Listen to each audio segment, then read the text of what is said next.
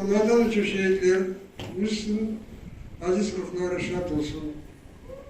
Yatan yerlere cennet olsun. Elbette bu savaş ne zaman biteceği belli değil ama elbette bitecektir. Elbette Ukrayna devleti zafer kazanacaktır ve işgalci devlet, terörist devlet cezalandıracaktır. Ve biz o sokaklarımıza kayıt gelmeye kısmet olacaktır. Ama bu zor günlerde bizim esas vazifemiz elimizden gelene kadar kendi manevi borçlarımızı yerine getirmektir. Yani Kur'an-ı Kerim'in 1.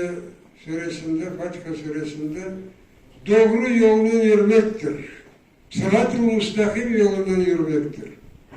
Ama doğru yol elbette birinci olarak milletine, vatanına hizmet etmektir.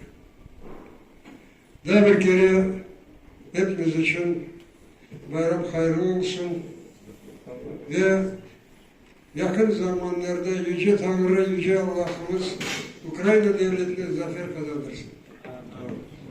Amin.